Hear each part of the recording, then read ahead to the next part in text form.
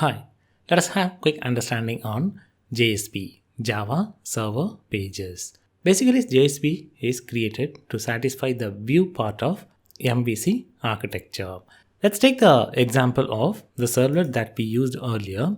Here, while providing the response, I am building the HTML content along with the dynamic content. So we are mixing both the static as well as dynamic content, and it is going to be very difficult when you are doing the development. JSP will facilitate us to keep the static content separately, and I can plug in the dynamic content as and when it is required. Basically, it's a server-side dynamic content web application development, and JSP is a type of servlet. Whenever a JSP is getting requested through a client, it will undergo a specific life cycle. So what will happen? The JSP, it will get translated into a servlet, and the servlet, it will get compiled into a class file. Basically, servlet is a Java file and it will get compiled into a class file. It's going to have three methods: init, service, and destroy. How we have the init operations within the servlet, all those init operations will happen within JSP init method, and request and response will be satisfied by the service method. Whenever the servlet purpose is over, the destroy method will get called and the servlet will be removed from the container. And JSP file will have an extension .jsp. Let me go ahead and create a new JSP by creating a new project. Let me go ahead and create a new project. I am creating dynamic web project. I am naming the project as Java Server Pages. I am leaving the runtime as 9 and the context root will be Java Server Pages. So I do have the project created. Let me go ahead and add a small JSP file.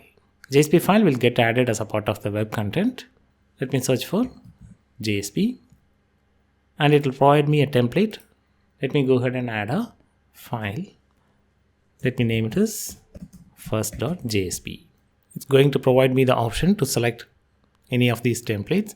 I'll leave the default template as it is, say finish. So I do have a JSP file created as a part of the web content, and here within the body, I can go ahead and add. For the time being, don't worry about this piece of code. We will be discussing it in detail at a later point of time. Now I'm going to add a piece of code within the body.